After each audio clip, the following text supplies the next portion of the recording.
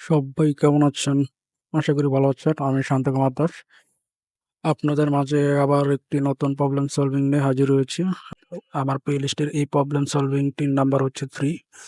তো দেখা যাক আজকের প্রবলেম সলভিংটি কি। তো আজকের প্রবলেম সলভিংটি হচ্ছে মূলত সংখ্যাটা কি জোড় কিনা বেজোড় সেটা নির্ণয় করা। তো কিছু শর্তাবলী আছে। শর্তাবলীগুলো হচ্ছে ইউজার যে ইনপুটটা দিবে ওই ইনপুটটা সম্পূর্ণ পূর্ণ সংখ্যা হতে হবে। ঠিক ওটা দশমিক সংখ্যা হওয়া যাবে না। আর ইনপুটের উপর ইনপুট যেটা দেওয়া হবে সেই ইনপুটটা জোড় কিনা বেজোড় ওটা নির্ণয় করতে হবে। তো ইনপুটটা মাইনাস কিংবা প্লাস উভয় সংখ্যায় দেওয়া যাবে, কোনো সমস্যা নাই, কিন্তু দশমিক হওয়া যাবে না, ইন্টিজার পূর্ণ সংখ্যা হতে হবে। আর রিটার্ন হিসেবে আমাকে স্ট্রিং নাম্বার দিতে হবে। যদি জোড় হয় তাহলে ইভেন স্ট্রিং রিটার্ন করবে, যদি বিজোড় হয় অড স্ট্রিং রিটার্ন করবে। আমি এক্সাম্পল হিসেবে একটা ফাংশনের মধ্যে ইনপুট 2 দিয়েছি, 2 যেহেতু জোড় সেজন্য আউটপুট হিসেবে রিটার্ন করেছে ইভেন স্ট্রিং। তো সরাসরি কোডে চলে যাওয়া যাক। কোডের মাধ্যমে আমরা প্রবলেমটা সলভ করি। Let's go. তো আমি এখানে একটি ফাংশন নিব। ফাংশনের মধ্যে আমি ফাংশন ডিফাইন করে দিব ইভেন ইভেন অড নামে।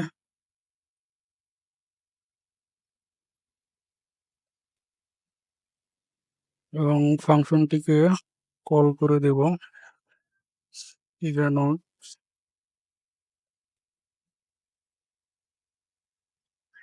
প্রথমত আমাকে একটি ইনপুট আর্গুমেন্ট ইনপুট হিসেবে একটা আর্গুমেন্ট পাঠাতে হবে। আমি প্রথম অবস্থায় 5 দিচ্ছি। আর প্যারামিটার হিসেবে রিসিভ করছি আর আপনি যে কোনো নাম দিতে পারেন, যে কোনো নাম প্যারামিটার হিসেবে আমি রিসিভ করলাম। এখন আমার যেটা করতে হবে, আমার যেহেতু চেক করতে হবে আমাকে ইউজার যে ইনপুট 5 দিয়েছে ওটা জোড় নাকি বেজোড়, ওটার জন্য আমাকে একটা কন্ডিশন সেট করতে হবে। কন্ডিশনটা সেট করতে হবে এমন যে ইফ যদি যে অ্যারেটা এ ডবল আর যে প্যারামিটারটা আমি রিসিভ করেছি অ্যারেটা অ্যারেটাকে 2 দিয়ে ভাগ দেওয়ার পর ভাগশেষ যদি 0 হয়, ভাগশেষ যদি 0 হয় তাহলে হবে জোড়। রিটার্ন করবে কি? রিটার্ন করবে স্ট্রিং ইভেন। এখানে আমাদের বলে দিয়েছে must return the result as string. তো আমরা রিটার্ন করছি স্ট্রিং ইভেন। আর যদি ভাগশেষ 2 দিয়ে এরকে ভাগ দেওয়ার পর ভাগশেষ যদি 0 না হয় তাহলে রিটার্ন করবে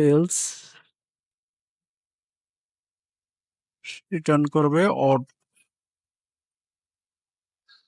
এখন 5কে 2 দিয়ে ভাগ দেওয়ার পর ভাগশেষ 0 কখনোই হয় না। তো 0 যদি না হয় তাহলে অড হবে, মানে বিজোড়। তো আমরা এটা কনসোলে দেখি। আমি যদি এটাকে লক করি,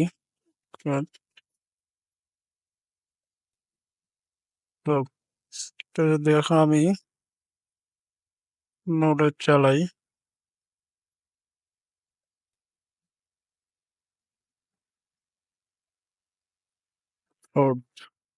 এখন আমি আরেকটা লক বের করলাম।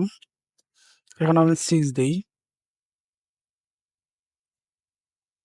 অড ইভেন, প্রথমটা বিজোড় পরেরটা জোড়। আমি যদি এখানে মাইনাস চিহ্ন দিই, তো দুটোই মাইনাস দিলাম, তাও কোনো সমস্যা হবে না। অড ইভেন আমাকে অড ইভেন দেখাচ্ছে। তো এটা গেলো একটা ছোট প্রবলেম। আমরা আরেকটু কিছু অ্যাড করি, এটাকে আরেকটু কিছু অ্যাড করে কোডটাকে আরেকটু বাড়াই। তো আমি নতুন করে আরো কোডটার মধ্যে কিছু জিনিস অ্যাড করব। সেটি হচ্ছে, ধরেন একটি অ্যারে থেকে জোড় বিজোড় সংখ্যা আলাদা করতে হবে। একটা ইনপুট থাকবে, ইনপুটের মধ্যে একটা অ্যারো থাকবে, এই অ্যারোটা থেকে কোনগুলো জোর, কোনগুলো বিজোড় ওগুলো আলাদা করে একটা অবজেক্টের মধ্যে আমরা রিটার্ন করে দিব। তো আমার যেগুলো করতে হবে সেগুলো হচ্ছে একটা পূর্ণ সংখ্যার অ্যারে দেয়া হবে আমাকে, মানে আমরা নেব, পূর্ণ সংখ্যার অ্যারে নেব, নেওয়ার পর সেই জোড় এবং বিজোড় গুলোকে আলাদা করে একটা অবজেক্টের মধ্যে রিটার্ন করবে। আমি এক্সাম্পল হিসেবে যে ইনপুটগুলো আমি এর মধ্যে নেব, সেই ইনপুটগুলো নিলাম আবার, এবং এই ইনপুটগুলো থেকে আমাকে জোড় এবং বিজোড় বের করে অবজেক্ট হিসেবে যদি জোড় হয় ইভেন্টের মধ্যে ওগুলো আহ, জোড়ের জোড়ের সংখ্যাগুলো এবং বিজোড় হিসেবে বিজোড়ের সংখ্যাগুলো রেখে অবজেক্টের মধ্যে অবজেক্ট রিটার্ন করে দেব। এই হচ্ছে মূল কাহিনী। তো কোডের মাধ্যমে এটা প্রবলেমটা সলভ করি, চলেন। তো আমরা এখানে দেখতে পাচ্ছি যে এখানে একটি ইন্টিজার নাম্বার দেওয়া হচ্ছে। তো অনেক সময় দেখা যাবে যে একটি এর মধ্যে অনেকগুলো ইন্টিজার সংখ্যা থাকবে, যেগুলোর মধ্যে থেকে জোড় বেজোড় সংখ্যা বের করতে হবে। তো আমরা সেজন্য আর কি ওই প্রসেসটা দেখাচ্ছি মূলত, যে অনেকগুলো একটা এর মধ্যে অনেকগুলো সংখ্যা থাকলেও ওখান থেকে জোড় বিজোড় সংখ্যা কিভাবে নির্ণয় করতে হয়। তো আমি একটা এর মধ্যে ইনপুট হিসেবে 1 2 3 4 5 6 নিচ্ছি। এটার মধ্যে থেকে আমার জোড় বিজোড় সংখ্যাগুলো অবজেক্ট আকারে বের করতে হবে। তো সেজন্য আমাকে এখান থেকে এই কোডের মধ্যে কিছু কোড অ্যাড করতে হবে। তো প্রথমত আমাকে একটা অবজেক্ট তৈরি করতে হবে, একটা এমটি অ্যারে অবজেক্ট তৈরি করতে হবে। কনস্ট যেই যেই অবজেক্ট অ্যারে গুলোর মধ্যে আমি জোড় এবং বিজোড় যে সংখ্যাগুলো আছে ওগুলো আলাদা আলাদাভাবে রাখতে পারি, সেই জন্য এই অবজেক্টটি আমি তৈরি করছি। রেজাল্ট ইকুয়াল টু, আমি জোড়ের জন্য ইভেন একটা এমটি অ্যারে, এটার মধ্যে সবগুলো জোড় সংখ্যা এসে জোড় সংখ্যা বসবে। আর একটা অড, এটা একটা এমটি অ্যারে যেটার মধ্যে বিজোড়ের যত সমস্ত ইনপুট থেকে যত বিজোড় সংখ্যাগুলো আছে সেটা এই অর্ডার মধ্যে এসে বসবে। এখন আমার চিন্তা করতে হবে যে এখন আমার কি করা যায়। এখন আমাকে চিন্তা করতে হবে যে আমার যেহেতু এখানে অ্যারে আছে, এখানে প্রত্যেকটা ইন্টিজার নাম্বারকে আমার ধরতে হবে। যার কারণে আমাকে এখানে একটা লুপ ইউজ করতে হবে, যে আমি প্রত্যেকটা লুপ ধরে ধরে প্রত্যেকটা সংখ্যাকে ধরবো, যেই সংখ্যা জোড় ওটা ইভেন্টার করা যাবে, যেই সংখ্যা বিজোড় সেটা অর্ডার করা যাবে, আমায় আলাদা করতে হবে। যার কারণে আমাকে একটা লুপ করে করে প্রত্যেকটা সংখ্যাকে আমার ধরতে হবে। তো আমি এখানে ফর অফ লুপটা ইউজ করব। প্রত্যেকটা ইনপুট থেকে আমার প্রত্যেকটা যে এ ডবল আর আছে এর এর থেকে একটা একটা করে নাম্বার পাবে, তার জন্য আমি ফর অফ লুপটা ইউজ করবো। তো ফর অফ লুপটা ইউজ করার নিয়ম হচ্ছে ফর লিখে উম, এক যে একটা নাম্বার পাবো ওটা একটা ভেরিয়েবলের মধ্যে রাখতে হবে। তার জন্য আমি একটা লেট নেমের নাম্বার লিখলাম। নাম্বার পাবো কোথা থেকে, নাম্বার পাবো যে এরটা আছে ওই এর থেকে। তো অফ এ ডবল আর এর থেকে একটা একটা করে নাম্বার পাবো, আর একটা একটা করে নাম্বার আমি চেক দিব, আর যেগুলো জোর হবে জোরের মধ্যে রাখবে, যেগুলো বিজোড় হবে বিজোড়ের মধ্যে রাখবে। তো এখান থেকে আমি প্রত্যেকটা একটা একটা করে সিঙ্গেল নাম্বার পাবো। এই নাম্বারের মধ্যে আমি যে কন্ডিশন ইফ কন্ডিশনটা আছে, এই ইফ কন্ডিশনটা আমি সেট করব।